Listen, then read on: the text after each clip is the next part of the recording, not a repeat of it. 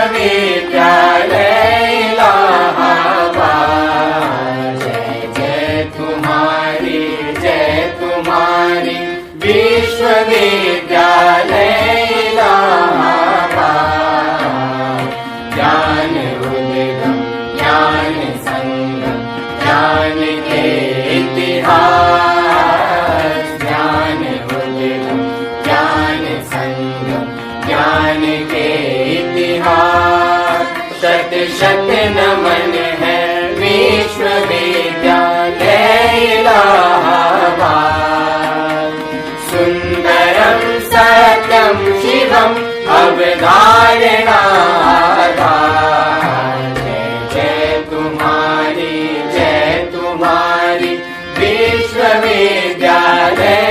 आद्यस्य यतोऽन्वयादितरतश्चार्थेषु विद्येश्वराट् तेने ब्रह्महृदायादिकवये मुह्यन्ति यत्सूरयः। तेजो वारिमृदां यथा विनिमयो यत्र त्रिसर्गो मृषा। धाम्ना स्वेन सदा निरस्तकुहकं सत्यं परं धीमहि। सत्यं परम धीमहि।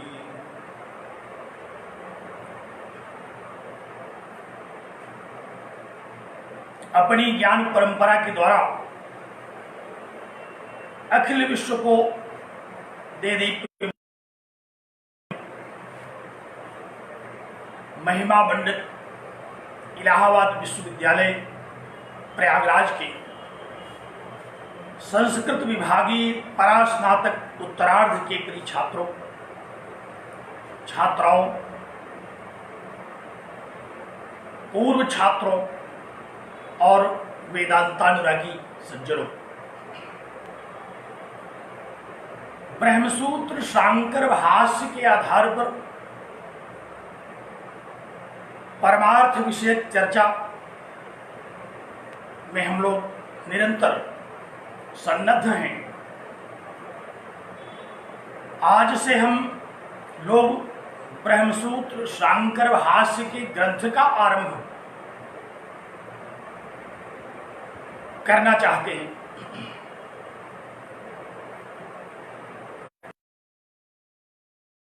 श्रीमदादि जगद्गुरु शंकराचार्य कृत शारीरिक भाष्य का वाचन श्रवण मनन और अध्ययन मनुष्य के परम कल्याण का कारक है। ऐसा यह महनीय शास्त्र आप सब लोगों को परम कल्याण प्रदान करे, इस शुभकामना के साथ मैं सबको नमन करता हूं और सच्चिदानंद नित्य शुद्ध बुद्ध मुक्त सत्य स्वरूप से यह प्रार्थना करता हूं कि आप अपने अपने चित्त को एकाग्र करें और उसी तत्व में तन्मय कर दें तथा इस महनीय शास्त्र का श्रवण कर अधिगमन करें।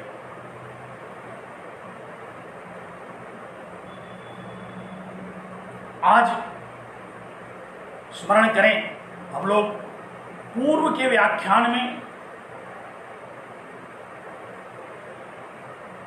अद्वैत वेदांत में प्रतिपाद्य के रूप में स्वीकृत ब्रह्म सत्यम जगन मिथ्या जीवो ब्रह्मैव नापरः, इस विषय पर चर्चा कर रहे थे। एक पूर्व पीठिका के रूप में, एक भूमिका के रूप में पर्याप्त चर्चा इस विषय में की। क्योंकि एमए उत्तरार्ध की इस कक्षा में ब्रह्मसूत्र शांकर भाष्य का निर्धारित पाठ्यक्रम भी हम लोगों के ध्यान में है। उसे भी पूर्ण करना है। अब उस ग्रंथ को आधार बना करके हम लोग यह चर्चा करें, तो चर्चा के साथ साथ हम लोगों का जो पाठ्य विषय है, सिलेबस में निर्धारित जो अध्ययन विषय है, उसका भी अध्ययन होगा और अद्वैत वेदांत का विवेचन भी होगा। तो आप लोग अपनी अपनी पुस्तक सामने रखें। अध्यास भाष्य का आरंभ आज हम करेंगे। अध्यास भाष्य पर पहुंचे। यदि आप लोगों के पास सत्यानंद सरस्वती कृत ब्रह्मसूत्र भाष्य की पुस्तक हो तो उसके पृष्ठ संख्या 2 पर दृष्टि डालें।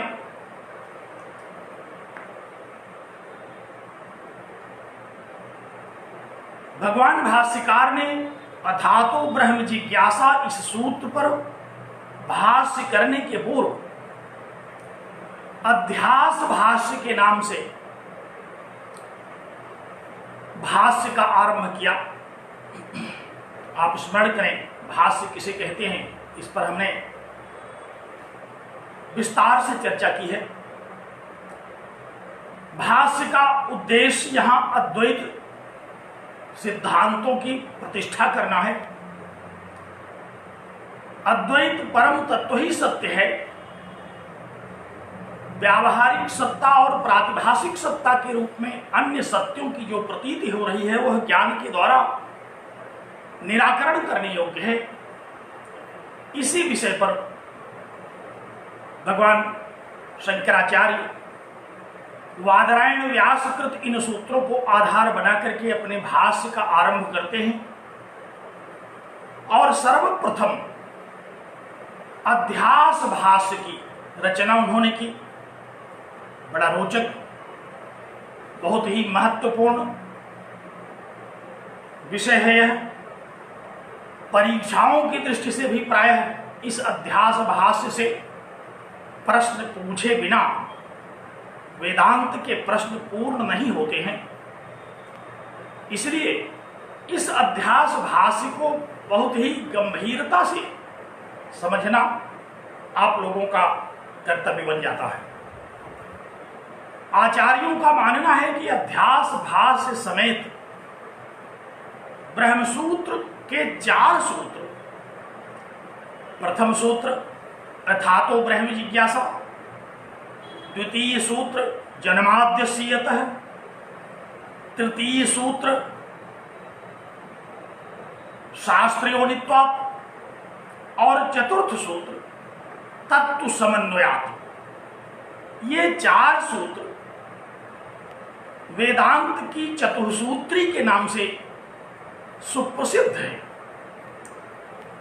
आचार्यों का यह कहना है कि इस चतुर्सूत्री को समझ लेने से ही वेदांत के सारे रहस्य समझ में आ जाते हैं। परंतु यह चतुर्सूत्री बिना एकाग्रचित्त हुए इस चतुर्सूत्री को समझना बड़ा कठिन है। तो आप लोग अपने अपने चित्त को एकाग्र करें, इस अध्यास भाष्य को देखें।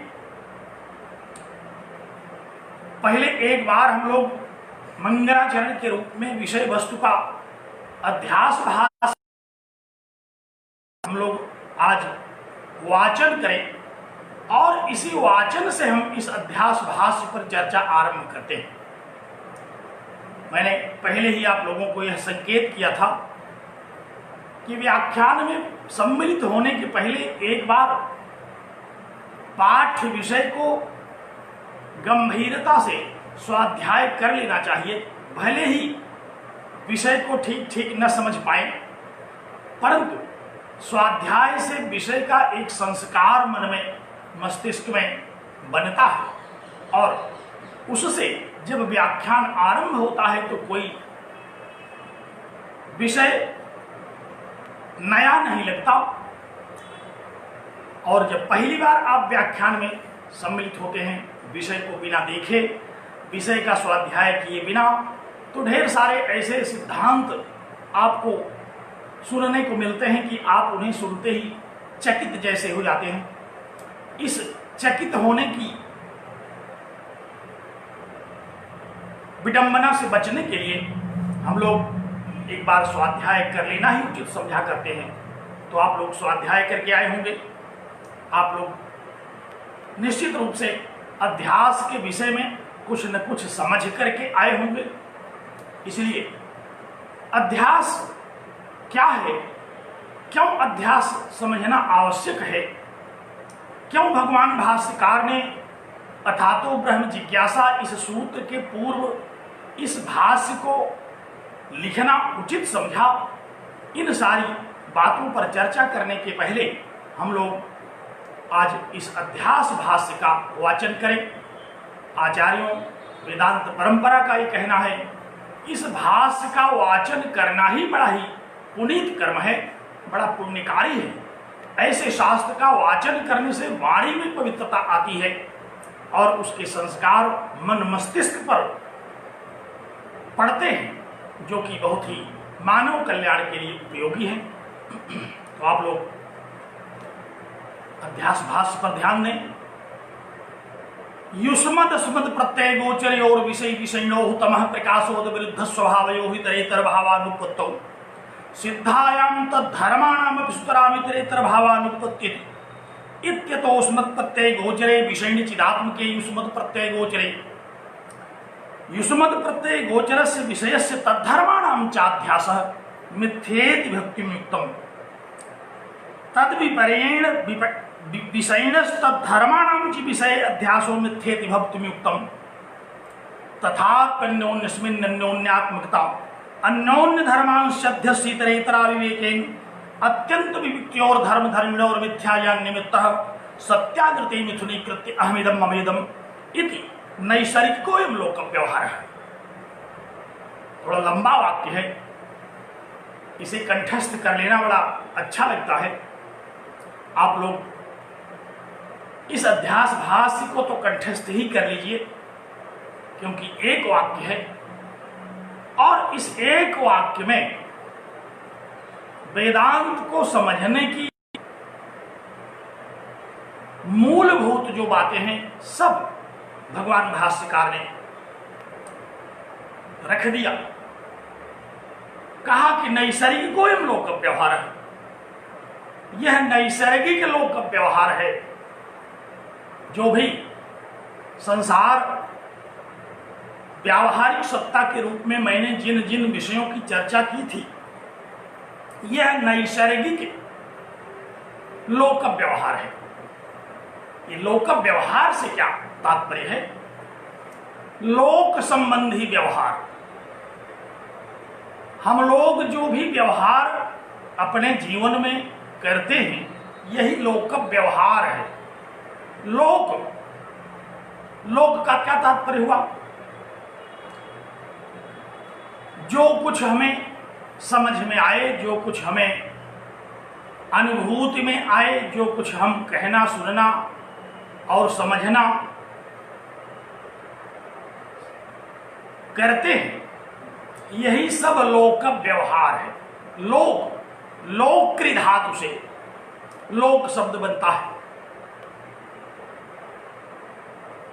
अवलोक्यते इति लोकः, जिसका हम अवलोकन करते हैं, जिसको हम देखते हैं।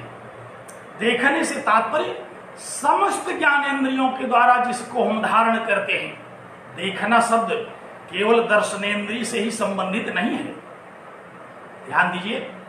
देखना शब्द केवल आंख से संबंधित नहीं है। देखना, दर्शन, दृश्य ज्ञाने धातु से यह दर्शन शब्द निष्पन्न हुआ है।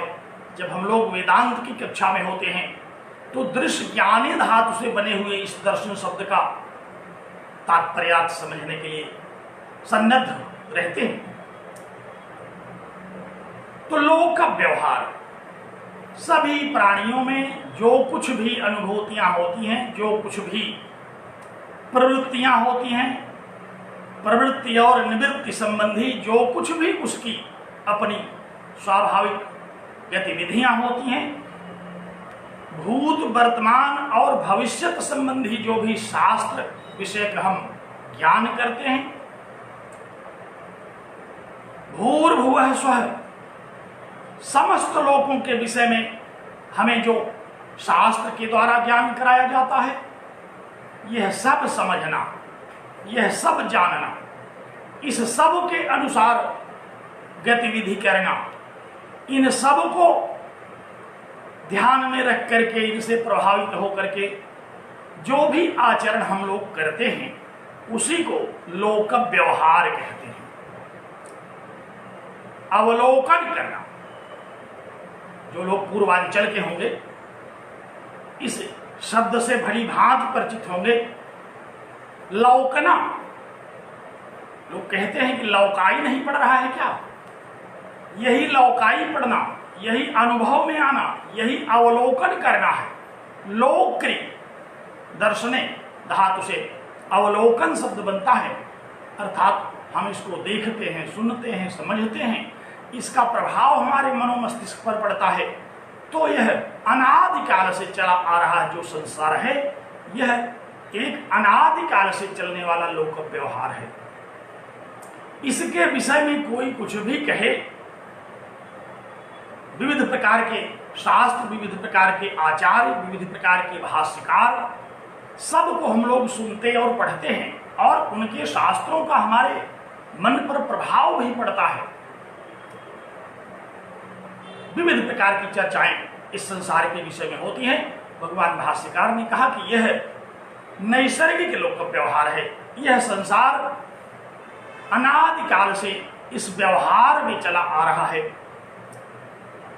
और इसी लोक व्यवहार में हम जीवित रहते हैं, हम आचार विचार करते हैं, इसमें हमें सुख है, इसी में त्रिविध दुख के हम त्रिविध दुख के द्वारा किए जाते हैं, और इस त्रिविध दुख से बचने के लिए शास्त्रीय चिंतन करते हैं। सांख्य, वेदांत आदि शास्त्रों के द्वारा इसी त्रिविध दुख से बचने के लिए विचार करते हैं। इसी परंपरा अद्वैत वेदांत के साथ हम लोग अध्ययन में आ गए हैं,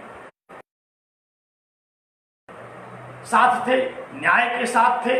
उसी तरह से अब अद्वैत वेदांत के साथ हम लोग चर्चा कर रहे हैं कि कैसे त्रिविध दुख की आत्यंतिक निवृत्ति इस उपनिषद वेदांतों के द्वारा त्रिविध दुख का निवारण कहा गया। इस पर हम अब इस वेदांत सूत्र के माध्यम से चर्चा करेंगे।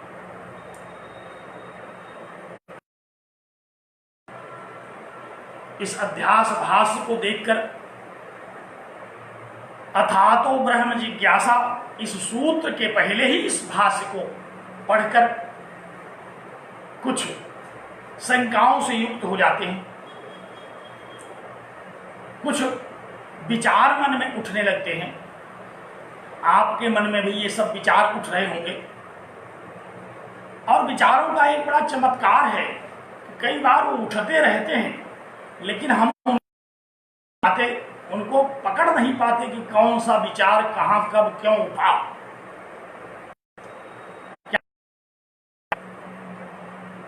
विचार ये उठता है कि उपनिषदों के द्वारा हम इसी ब्रह्म विषय चर्चा को कर चुके, इसी वेदांत विषय चर्चा को करते रहते हैं। आत्मा व ऐ श्रोतव्य मंतव्य, यतो वा इमानि भूतानि जायन्ते तद ब्रह्म तद विजिज्ञासस्व। सत्यम ज्ञानमनंतम ब्रह्म विज्ञानमानंदम ब्रह्म ब्रह्मविद आपनोति परम ईशावास्यमिदं सर्वम यत्किंच जगत्याम जगत। ये सभी वेदांत वाक्य हैं, सब उपनिषद वाक्य हैं। इनको सुन करके, इनके द्वारा इन महावाक्यों के द्वारा हमें जो प्रेरणा मिलती है वह यही प्रेरणा तो मिलती है कि ब्रह्म का विचार करना चाहिए। इस उपनिषद वाक्य से, इन वेदांत वाक्यों के श्रवण से, पठन पाठन से हमें यही प्रेरणा तो मिलती है कि ब्रह्म सत्य है।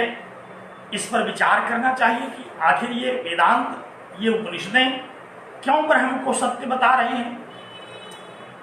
ब्रह्म के विषय में जो जो कथन उपनिषदों के द्वारा हुआ, उस पर विचार करने का, उस पर सोचने का, उस पर मनन करने की प्रेरणा तो हमें स्वाभाविक रूप से उठती ही है। फिर अथा तो ब्रह्म जिज्ञासा के द्वारा कौन सी नई बात कही जाएगी।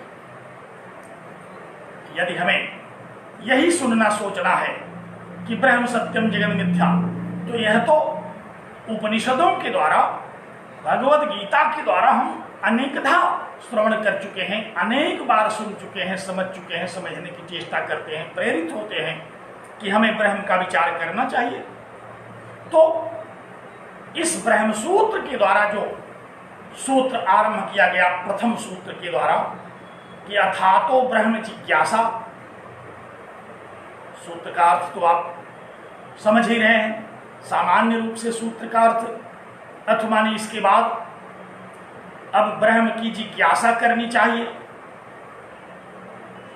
तो जिज्ञासा तो हो गई, वेदांतों के वाक्यों को सुनने से क्या जिज्ञासा नहीं हुई थी। कठोपनिषद, ईशावास्योपनिषद, बृहदारण्यक, छांदोग्य, मुंडक, मांडुक्य आदि उपनिषदों के द्वारा ब्रह्म विषय जो भी उपदेश किए गए, उन उपदेशों से ब्रह्म जिज्ञासा तो हो ही गई थी। हम ब्रह्म जिज्ञास्य तो हो ही गए, जिज्ञास्य ब्रह्म के विषय में हम विचार तो कर ही रहे हैं। फिर आखिर अथा तो ब्रह्म जिज्ञासा के द्वारा कौन सी नई बात का विचार करना है और उसको समझाने के लिए इस अध्यास को समझना क्यों आवश्यक है, यह एक शंका मन में उठती है। यह मन में विचार उठता है कि आखिर अभी उपनिषदों के द्वारा जो प्रेरणा मिली थी वह तो पूरी ही नहीं हुई, तब तक ये ब्रह्मसूत्र कूद पड़ा। अब इस ब्रह्मसूत्र के द्वारा कहा जा रहा है कि हमें ब्रह्म का विचार करना चाहिए। हम विचार ही तो कर रहे थे, उपनिषदों के द्वारा जो वाक्य सुना था उस वाक्यों के द्वारा हम विचार ही तो कर रहे थे, और क्या कर रहे थे। तो इस ब्रह्मसूत्र के द्वारा अब किस विचार की बात कही जा रही है। भगवान भाष्यकार ने कहा कि विचार तो आप कर ही रहे थे, सुना आपको, मन में उठा कई बार कि विचार कर लें, लेकिन आपके मन में विचार हुआ नहीं। आपने सुन लिया कि विचार करना चाहिए, आपने समझ लिया कि विचार करना चाहिए, आपने याद कर लिया कि विचार करना चाहिए। अब विचार करना चाहिए ये वाक्य इसी रूप में स्थित रह गया। बार बार हमें ब्रह्म सत्यम जगत मिथ्या की याद तो आई, विचार करना चाहिए इसकी याद आई, लेकिन प्रवृत्ति नहीं हुई। यह शास्त्र हमें उसमें प्रवृत्त करने के लिए आया है। इसीलिए इस वेदांत सूत्र का, वेदांत सूत्र पर आधारित जो प्रस्थान त्रयी का यह सूत्र प्रस्थान है, इसीलिए इसको न्याय प्रस्थान कहा जाता है। बहुत ही न्यायपूर्ण ढंग से, तार्किक ढंग से शंकाओं का समाधान करते हुए, शंकाओं को उठाते हुए जो जो मन में ब्रह्म विषय, माया विषय, अज्ञान, मोक्ष विषय आशंकाओं को उठा करके अब यहां इस सूत्र प्रस्थान के द्वारा विचार किए जाने की बात है। इसलिए इस शास्त्र को पढ़ना, नहीं तो उपनिषदों के द्वारा तो हम लोगों ने सुना ही था कि आत्मा वाले, और सुना भी खूब, लेकिन क्योंकि जब शंकाएं उठी मन में कि आखिर यह परमात्मा क्या है, तो उपनिषदों के द्वारा हमें हमारी शंकाओं को ध्यान में रख करके कोई समाधान प्रस्तुत नहीं किया गया। इसलिए भगवान व्यास ने एक जिज्ञासु के लिए इस शास्त्र की रचना की, इस सूत्र की रचना की, इस सूत्र प्रस्थान की रचना की, और इसी को आधार मानकर के भगवान भाष्यकार ने अपना भाष्य आरंभ किया। इस सूत्र के द्वारा हमें इस ब्रह्म विचार में प्रवृत्त कर दिया जाता है। प्रवृत्ति में जहां जहां बाधा आती है उस बाधा का निराकरण कर दिया जाता है। तो इन वेदांत वाक्यों के द्वारा जो भी कुछ श्रवण हुआ, उस श्रवण के कारण प्रवृत्ति नहीं बन रही थी, इसलिए इस ब्रह्म सूत्र की आवश्यकता आ पड़ी। इसलिए इस ब्रह्म सूत्र को हमें अध्ययन करना चाहिए। इसलिए अथा तो ब्रह्म जिज्ञासा यह प्रथम सूत्र आरंभणीय है। आचार्यों ने यह शंका उठाई कि आखिर ब्रह्म सूत्र क्यों आरंभणीय है, ब्रह्म सूत्र पर क्यों चर्चा करना आवश्यक है। जब यही चर्चा उपनिषदों के द्वारा की जा रही थी तो हम वहीं इस चर्चा को कर लेते। आचार्य ने कहा कि नहीं, उस ब्रह्म सूत्र के द्वारा अब हमें प्रवृत्त किया जाएगा, ब्रह्म विचार में लगा दिया जाएगा, ब्रह्म विचार करने में उठने वाली आशा कर दिया जाएगा। क्योंकि जैसे ही हम उपनिषदों के इस वाक्य को सुनते थे कि आत्मा व अरे श्रोतव्य है, तो हम इतना ही सोच और श्रवण करते रहे, श्रवण को ही इति कर्तव्यता के रूप में ग्रहण करते रहे, श्रवण कर रहे। विचार करना चाहिए इस शास्त्र के द्वारा। अब यह आरंभ होने चल रहा है कि केवल श्रवण से काम नहीं चलेगा, बल्कि इसका विचार करना चाहिए। तो इसलिए ब्रह्मसूत्र शांकर भाष्य का अध्ययन आवश्यक है, क्योंकि इस शास्त्र के द्वारा हम ब्रह्म विचार में प्रवृत्त कर दिए जाते हैं। कुछ आचार्यों ने कहा कि वेदांत के बहुत सारे ऐसे वाक्य हैं उपनिषदों के जिनके द्वारा हम प्रवृत्त भी कर दिए जाते हैं। वेदांत वाक्यों में, उपनिषदों में ऐसे बहुत से वाक्य हैं, जैसे तदेयथा इह कर्म लोकः क्षीयते एवं अमुत्र पुण्य लोकः क्षीयते। कठोपनिषद का स्मरण करें, वहां हम लोग इस प्रकार के वक्तव्य को सुन रहे थे। वहां भी कहा गया था कि यह संसार फसल की भांति है, उत्पत्ति विनाशशाली है। तो इस बात को सुनकर के हमें जगत के मिथ्यात्व का ज्ञान तो हो ही जा रहा था। वेदांत कह रहा है कि जिस प्रकार से यज्ञ इत्यादि के द्वारा स्वर्ग आदि लोगों की प्राप्ति हम करते हैं, तो उसके विषय में संसार की अनित्यता का ध्यान रखना चाहिए। संसार में जैसे कर्मार्जित फलों की इति हो जाती है, जाते हैं, उसी तरह से यज्ञ इत्यादि के द्वारा अर्जित किए गए स्वर्ग आदि लोग भी क्षीणे पुण्य मर्त्य लोकम विशंति, पुण्य के क्षीण हो जाने पर समाप्त हो जाते हैं। यह ज्ञान तो हमें उपनिषद के द्वारा ही हो गया। हमें जगत के मिथ्यात्व की प्रतीति तो उपनिषदों ने ही करा दिया। तो फिर उपनिषदों में इस प्रकार के वाक्य भी तो देखने को मिलते हैं, इसलिए उपनिषदों को ही पढ़ लिया जाए। वेदांत सूत्र में अथातो ब्रह्म जिज्ञासा की आवश्यकता यदि इसीलिए है कि इसमें जगत के मिथ्यात्व को सिद्ध करके हमें प्रवृत्त कर दिया जाएगा, तो ऐसे वाक्य तो उपनिषदों में भी बहुत सारे हैं। न स पुनरावर्तते, न स पुनरावर्तते का यह वाक्य सुन करके हम इस बात से अवगत तो हो ही जाते हैं कि ब्रह्म को जान करके हमारी पुनः इस संसार में पुनरावृत्ति नहीं होती। यह तो वेदांत वाक्य हमें समझा रहा है। संसार अनित्य है, यह तो हमें वेदांत वाक्य समझा रहा है। शांतोदान्तः उपरतस्थितिक्षु समाहितः श्रद्धावित्तो भूत्वा आत्मन्यवात्मानं पश्येत्। शांत दांत अर्थात सम दम उपरत तितिक्षा श्रद्धा और समाधान से आत्म तत्व का विचार करने पर हमें आत्म तत्व का ज्ञान हो और वैराग्य संपन्न होकर के आत्मा के विचार करने संबंधी वाक्य तो हमें उपनिषदों में मिले ही रहे हैं, तो फिर ब्रह्म सूत्र को पढ़ने की क्या आवश्यकता है। ब्रह्म सूत्र पर विचार करना बेकार है। उपनिषदों के द्वारा ही हमें इन सारे ज्ञान, ये सारी प्रेरणाएं, इन सब का लाभ हमें मिल जा रहा है।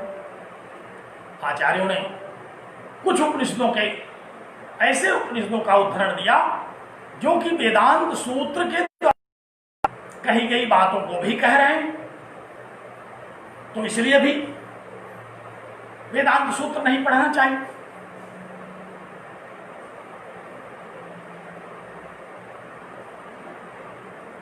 चित्त को एकाग्र करें। दो बात मैंने कही। एक तो यह कही कि उपनिषदों के वाक्यों के द्वारा ही हमें ब्रह्म के विषय में प्रेरणा दी जा रही है, तो ब्रह्म सूत्र का अध्ययन क्यों करें। दूसरी बात यह कही कि उपनिषदों में बहुत सारे ऐसे वाक्य हैं जो ब्रह्म सत्यम जगन मिथ्या का विवेचन भी कर रहे हैं। अगर यही सब इस ब्रह्म सूत्र में समझाया जा रहा है, तो फिर हम क्यों ब्रह्म सूत्र का अध्ययन करें। उपनिषदों में इस विषय का विवेचन हम देख रहे हैं कि बिना वैराग्य की प्राप्ति के, बिना श्रम दम उपरत प्रतीक्षा श्रद्धा और समाधान के हमें ब्रह्म का ज्ञान नहीं होगा। हम इससे ही प्रेरित भी हो जाते हैं, तो फिर हम ब्रह्म सूत्रों का अध्ययन क्यों करें। जो भी उपनिषदों के वाक्यों को सुन करके प्रेरित नहीं होते वे न हो, लेकिन ढेर सारे ऐसे चिंतक हैं जिन्होंने पूर्व जन्मों में उपनिषदों का अध्ययन कर लिया है, जिनके संस्कार बड़े प्रौढ़ हैं। वेदांत सार का स्मरण करें। वेदांत सार में हम लोगों ने आरंभ में ही पढ़ा था कि अस्मिन् जन्मनि जन्मांतरे वा, इस जन्म में अथवा पूर्व जन्मों में जिन्होंने ब्रह्म विषय चर्चा कर ली है, उनको भी ब्रह्म के विषय में संस्कार हमारे मन में बने हुए हैं। पूर्व जन्मों के द्वारा जो संस्कार हमारे मन में बद्धमूल हैं, दृढ़ हैं, उनके द्वारा हमें ब्रह्म विचार की प्रेरणा तो मिलती ही है। फिर ब्रह्म सूत्र नई बात कौन सी कहता है। क्यों ब्रह्म विचार करना चाहिए, इसको हम ब्रह्म सूत्र के इस पहले सूत्र से क्यों समझें। क्यों हम उपनिषद वाक्यों से ही ब्रह्म विचार करना चाहिए, ये न समझ लें।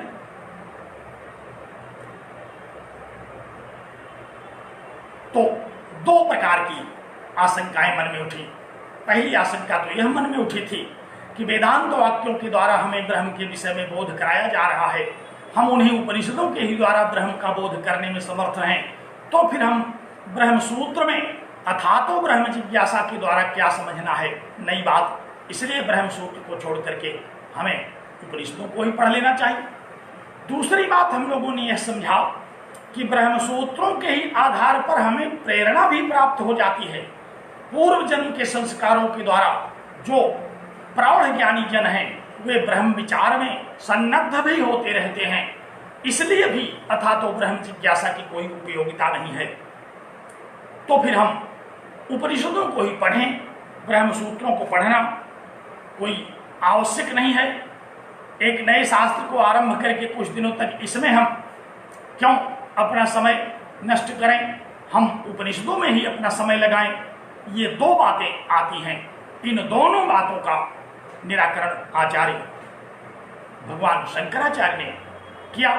कहा कि देखिए, यह न्याय प्रस्थान है, यह सूत्रों पर लिखे गए ये भाष्य, ये न्याय पूर्वक, तर्क पूर्वक,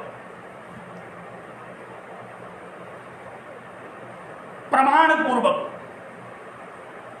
उदाहरण दे करके जहां जहां शंका होगी उन सारी शंकाओं को निर्मूल करके ब्रह्म विचार में प्रवृत्त करते हैं।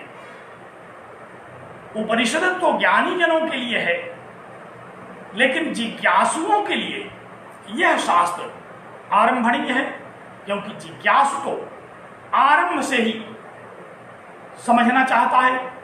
जैसे ही ब्रह्म विचार करने बैठा, संसार की एक समस्या उसके सिर पर आ पड़ी, छोड़ दिया उसने ब्रह्म विचार, कहा कि जाने दो, ये ब्रह्म विचार बेकार है, क्योंकि संसार की समस्या से हम उबर नहीं पा रहे हैं, संसार बड़ा बलवान है, इसलिए वह छोड़ देता है ब्रह्म विचार। जब जब हम ब्रह्म विचार करने बैठते हैं तब तब ऐसी बाधाएं आती हैं। जैसे आजकल हम लोग जब जब इस पर चर्चा करने बैठे, नेटवर्क की समस्या आ गई और हमें उस दिन ब्रह्म विचार करना छोड़ देना पड़ा। लेकिन हम लोगों ने छोड़ा नहीं, क्योंकि हम लोग पाठ्यक्रम में निर्धारित इस ग्रंथ को पढ़ने के लिए विवश हैं। एक सामान्य व्यक्ति अगर होता तो सोचता जाने दो, छोड़ो, क्या फायदा इसको पढ़ने से। तो भगवान भाष्यकार ने कहा कि देखिए, जिज्ञासु के रूप में तर्क करके, शंकाओं का समाधान करके, पूर्व पक्ष उत्तर पक्ष, शंका संदेह, जितने भी ये शास्त्र को समझने में उपयोगी तत्व हैं, इन सब को उठा उठा करके इस शास्त्र में बताया जाएगा। इसलिए ब्रह्म जिज्ञासा करना अथा तो ब्रह्म जिज्ञासा, इस सूत्र का अध्ययन करना उपयोगी है। और एक सबसे बड़ी बात समझने की है, भगवान भाष्यकार ने कहा कि आखिर ब्रह्म का विचार कब करना चाहिए। कई बार ऐसी शंका उठती है हमारे मन में, बड़े बड़े वृद्ध हैं, उनसे हम कहते हैं कि अब आप ब्रह्म का विचार करिए, ईश्वर का विचार करिए, ईश्वर चिंतन करिए, अब आपके जाने का समय आ गया है। लेकिन उनकी प्रवृत्ति नहीं होती, कहते हैं अभी बड़ा काम है, गृहस्थ जीवन के बहुत सारे काम अधूरे पड़े हैं, अभी तो हमें उसे करना है, बाद में ब्रह्म विचार कर लेंगे। और वह बाद नहीं आता। अथा तो ब्रह्म जिज्ञासा में अथ शब्द जो आया कि इसके, तो सबसे बड़ी समस्या यही है कि किसके बाद ब्रह्म विचार करना चाहिए। कर्मकांडियों ने कहा कि पहले कर्म तब ब्रह्म विचार करना चाहिए, पहले यज्ञों का अनुष्ठान कर लो तब ब्रह्म विचार करना, क्योंकि बिना वेद का ज्ञान हुए ब्रह्म विचार कैसे करोगे। पूर्व मीमांसा का पहले ज्ञान होना चाहिए, ये तो उत्तर मीमांसा है, इसका ज्ञान तो बाद में होना चाहिए। और हम पूर्व मीमांसा में ही लगे रहे, पूर्व मीमांसा के ही अनुष्ठान में लगे रहे, जीवन समाप्त हो गया और अर्थ का अर्थ न समझ पाए। तो अब ब्रह्म विचार करना चाहिए, किसके बाद ब्रह्म विचार करना चाहिए, ये बड़ी समस्या है। भगवान भाष्यकार ने अर्थ शब्द से इस बात का निर्णय कर दिया कि किसके बाद ब्रह्म विचार करना चाहिए। इस सूत्र में क्यों ब्रह्म विचार करना चाहिए और कब ब्रह्म विचार करना चाहिए, इन दोनों बातों का निराकरण कर दिया गया। और ब्रह्म विचार में आने वाली जो बाधाएं हैं, वो बाधाएं क्यों हैं, सर्वप्रथम उसी पर विचार किया गया। इस अध्यास भाष्य के द्वारा सर्वप्रथम इसी विषय पर विचार किया गया कि देखिए, इसके आरंभ में ही बड़ी बाधा आती है। तो आरंभ में आने वाली जो बाधाएं हैं वे क्यों आती हैं, कैसे हम उनका निराकरण करें।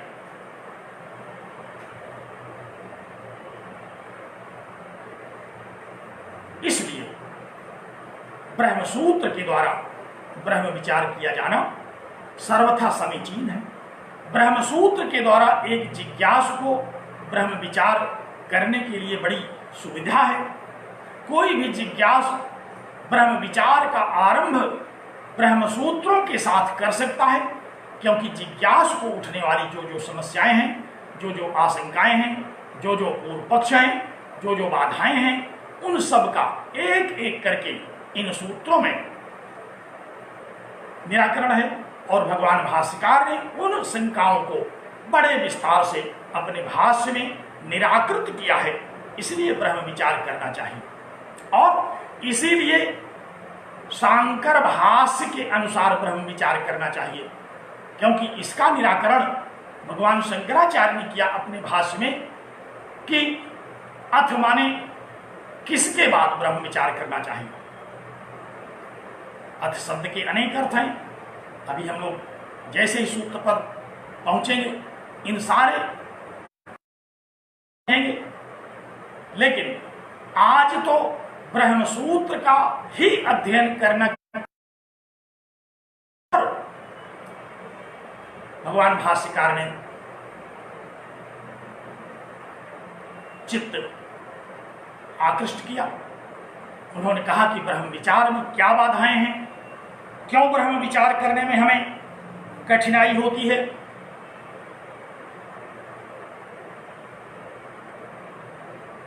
इस विषय का निराकरण करने के लिए उन्होंने अध्यास भाष्य को लिखा। इस अध्यास भाष्य के साथ विषय क्या है और प्रयोजन क्या है, इस पर उन्होंने ध्यान आकृष्ट किया। आप वेदांत सार का स्मरण करें, आरंभ में ही वहां हम लोगों ने अनुबंध चतुष्टय पर चर्चा की थी कि अधिकारी कौन है वेदांत का, विषय क्या है वेदांत का, अधिकारी, विषय, प्रयोजन क्या है वेदांत का, किस लिए वेदांत का हम अध्ययन करें, और संबंध क्या है। आपको ये चारों विषय याद होंगे क्योंकि वेदांत सार में बड़े विस्तार से इस पर चर्चा की गई। सर्वप्रथम तो अधिकारी का ही बड़ा व्यापक विवेचन आया कि अधिकारी वह है जो साधन चतुष्टय से संपन्न है।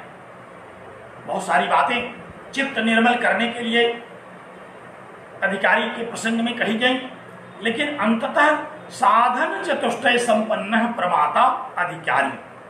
वेदांत सार ग्रंथकार ने इस बात को सुस्पष्ट किया कि साधन चतुष्टय संपन्न प्रमाता, जो साधन चतुष्टय संपन्न है ऐसा प्रमाता। साधन चतुष्टय क्या है? नित्यानित्य वस्तु विवेक, यहा मूत्रार्थ फल भोग विराग, समदम उपरत तितिक्षा श्रद्धा समाधान इत्यादि जो षट संपत्ति है, और मुमुक्षुत्व, ये चार साधन हैं। इनसे संपन्न होकर के ब्रह्म विचार करना चाहिए। और कोई ब्रह्म विचार यदि करेगा तो वह ब्रह्म विचार करने में समर्थ नहीं होगा, सक्षम नहीं होगा, सफल नहीं होगा। इसलिए साधन चतुष्टय संपन्न प्रमाता, जो साधन चतुष्टय संपन्न, शंकराचार्य ने इस वेदांत के विषय और इसके प्रयोजन पर प्रथम सूत्र के द्वारा इसके अधिकारी और शास्त्र का विषय के साथ क्या संबंध है, इस पर विचार किया। और अध्यास भाष्य का आरंभ उन्होंने इसलिए किया कि जब तक हम इस विषय में निशंक नहीं हो जाते कि यह संसार मिथ्या है, तब तक हमारा दुख दूर नहीं होगा। क्योंकि यदि संसार सत्य है तो बंध सत्य है, यदि संसार सत्य है तो संसार के बंधन सत्य हैं, और यदि बंधन सत्य हैं तो फिर उस बंधन से मुक्त होना असंभव है। इसी विषय को समझने के लिए भगवान शंकराचार्य ने प्रातिभाषिक सत्ता और व्यावहारिक सत्ता की सर्वप्रथम चर्चा की। हम लोगों ने यह देखा कि ढेर सारे ऐसे सत्य के रूप में प्रतीत होने वाले विषय हैं जो क्षणिक हैं, जो बहुत जल्दी दूर हो जाते हैं, और व्यावहारिक सत्य के रूप में ऐसे बहुत सारे विषय हैं जो हमें उत्तरोत्तर दूर होते रहते हैं, जिनके विषय में हमारा संदेह उत्तरोत्तर दूर होता है। और अंत में इस पारमार्थिक चर्चा के द्वारा, इस परम सत्य की चर्चा के द्वारा, इस व्यावहारिक सत्ता का भी निराकरण कैसे होगा, इस विषय को समझाने के लिए भगवान भाष्यकार ने इस ब्रह्मसूत्र के भाष्य को आरंभ किया। तो अद्वैत वेदांत की ये प्रतिष्ठा है कि ये संसार मिथ्या है, इसलिए संसार में होने वाले जो दुख हैं ये भी मिथ्या है। यदि आप संसार के विषय में यह धारणा नहीं बनाते तो फिर इससे सारा का सारा वैदिक वाङ्मय निष्फल होने लगेगा। क्योंकि जब वेदांत कह रहा है कि न स पुनरावर्तते ब्रह्मवेद ब्रह्मयो भवति, ब्रह्मविद आपनोति परम, जब वेदांत कह रहा है कि ब्रह्म को जानने वाला ब्रह्म की प्राप्ति कर लेगा और आप इस संसार को सत्य मान करके बैठे रहेंगे, आप इसी संसार को समझ करके संसार की प्राप्ति करते रह जाएंगे, तो फिर वेदांत का जो उपदेश है वह निष्फल होने की स्थिति में आ जाएगा और वेदों का जो भी कथन है वह निष्फल, वह अकारण नहीं है। तो सारे वेदों का, वेदांतों का ये निष्कर्ष है कि यह जगत मिथ्या है और इसलिए इसमें प्रतीत होने वाले जो दुख हैं ये भी मिथ्या हैं, ये निराकरण करने योग्य है, इनको दूर किया जा सकता है। और इसी बात को पूर्व पक्ष के रूप में रख करके भगवान शंकराचार्य ने कहा कि यह जगत मिथ्या है, इस जगत में होने वाले जो भी दुख हैं, दुख के जो कारण हैं वे सब मिथ्या हैं। और कैसे मिथ्या हैं, किस प्रकार से इनके मिथ्यात्व को सबसे पहले सिद्ध कर लिया जाए, इस बात को समझाने के लिए भगवान भाष्यकार ने अध्यास भाष्य को सबसे पहले लिख दिया। कुछ लोग कहते हैं कि अध्यास भाष्य क्यों लिख दिया, पहले सूत्र आरंभ करना चाहिए था, पहले इन्होंने सूत्र का आरंभ न करके अध्यास भाष्य लिख दिया। कुछ ऐसे भी लोग हैं कहते हैं कि इतने बड़े विद्वान, इतने बड़े आचार्य, इनको सबसे पहले मंगलाचरण करना चाहिए था, उन्होंने मंगलाचरण नहीं किया। युष्मद अस्मद प्रत्यय गोचर और विषय विषयोत्तम प्रकाशो विरुद्ध स्वभावयो, एक महावाक्य लिख दिया मंगलाचरण किए बिना। इसलिए मंगलाचरण ही जब नहीं हुआ तो फिर यह कैसे समझ में आएगा, ये पूरा ही नहीं होगा, इसलिए इसको नहीं पढ़ना चाहिए। ऐसे आपत्ति करने वाले, ऐसी आशंका उठाने वाले पूर्व पक्ष के रूप में वेदांत शास्त्र का अध्ययन को व्यर्थ बताने वाले बहुत सारे मतवाद आपको मिलेंगे।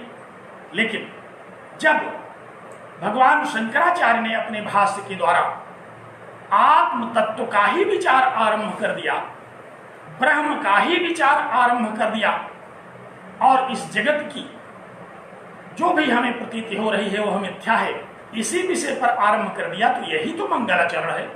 सबसे बड़ा मंगलाचरण क्या है? मंगल शब्द का क्या तात्पर्य हम लोग समझते हैं? मंगल माने हमारा कल्याण हो। तो कैसे कल्याण होगा? और कल्याण शब्द भी सांसारिक शब्द है, इसीलिए परम कल्याण की बात आई तो भगवान भाष्यकार ने अपने इस भाष्य के द्वारा मनुष्य के परम कल्याण की कामना से विचार आरंभ किया। तो उन्होंने मंगलाचरण तो कर ही दिया। जब परम कल्याण की चर्चा हुई, परमात्मा का नामोल्लेख आया, आत्म तत्व जीव तत्व के विषय में विचार आरंभ हो गया, तो यही मंगलाचरण है। इसलिए यह जो पूर्व पक्ष के रूप में शंका लोग उठाते हैं, यह शंका भी निराकरण करने योग्य है, भगवान शंकराचार्य के कारण निराकरण करने योग्य है। अतः यही मंगलाचरण है, यही परम कल्याण का आचरण है, इसी से मनुष्य का परम कल्याण होगा। और इन सारी बातों को उठा करके हम लोग इस निश्चय पर पहुंचे, इस निष्कर्ष पर पहुंचे कि उपनिषदों के साथ साथ, भगवद गीता के साथ साथ सूत्र प्रस्थान का पढ़ा जाना, इसका आरंभ करना सर्वथा न्यायोचित है।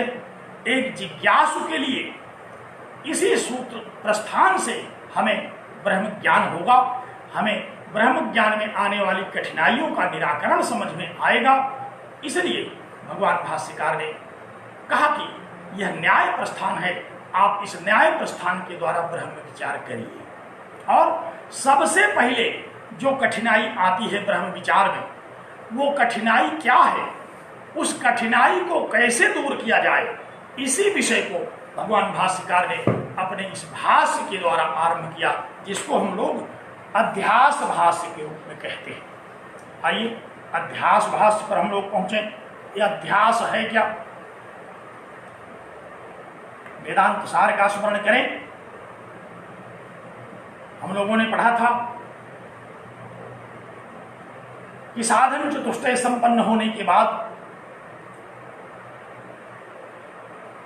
मुमुक्षु को जब इस संसार के दुख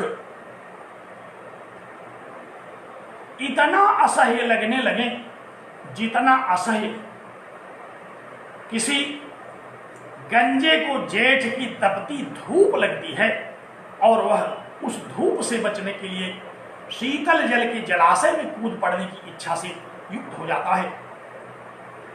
इसी प्रकार जब परम वैराग्य संपन्न होकर के मुमुक्षु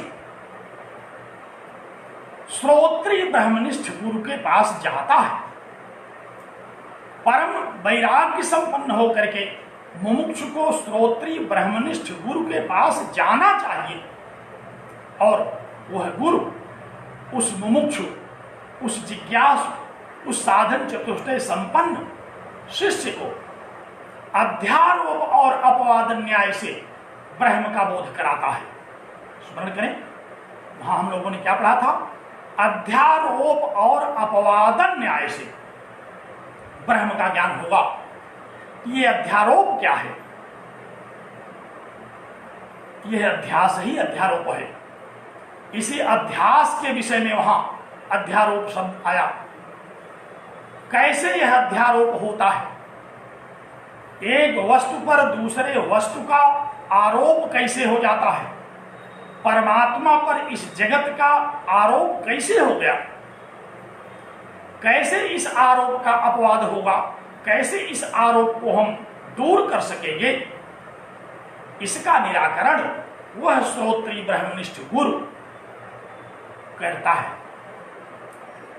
तो वेदांत को समझने का यही न्याय है, अध्यारोप अपवादन न्याय। और इस न्याय प्रस्थान को समझने का भी यही न्याय है। इसलिए सबसे पहले यह अध्यारोप है क्या, किस प्रकार से एक वस्तु दूसरे पर अध्यारोपित होती है, किस प्रकार से यह जगत परमात्मा पर आरोपित कर दिया गया, किस प्रकार से सत्य पर मिथ्या को आरोपित कर दिया गया, किस प्रकार से सत्य के ज्ञान में यह मिथ्या आरोप बाधक सिद्ध होता है, इसकी एक प्रक्रिया, इसके शास्त्रीय दृष्टांत, उदाहरण, सिद्धांतों का निराकरण इस अध्यास भाष्य के द्वारा भगवान भाष्यकार ने समझाया, जो कि अब हम लोग समझेंगे कैसे अध्यारोप होता है। आत्मा पर अनात्मा का अध्यारोप किस तरह से होता है, यह समझना ही अध्यारोप है। और इसकी प्रक्रिया क्या है, कैसे यह एक दूसरे पर आरोपित हो जाता है, भगवान भाष्यकार ने इस अध्यास भाष्य में इसको सुस्पष्ट कर दिया। कहा कि सत्य तो त्रिकाला बाधित है, मिथ्या बाधित होने योग्य है, उत्तर क्षण में बाधित हो जाता है, तो मिथ्या सत्य पर कभी आरोपित नहीं हो सकता। फिर भी ये सत्य पर कैसे आरोपित हो रहा है यह मिथ्या, इसी विषय को भगवान शंकराचार्य इस अध्यास भाष्य के द्वारा समझाना आरंभ करते हैं। हम लोगों ने भूमिका में विषय और विषयी, दृश्य और दृष्टा, ज्ञेय और ज्ञाता, इन विषयों, इन शब्दों से परिचय प्राप्त किया था। इन्हीं शब्दों को ग्रहण करके अब भगवान भाष्यकार इस अध्यास का निराकरण करेंगे। आप लोग एक बार पुनः इस अध्यास भाष्य का स्वाध्याय करें।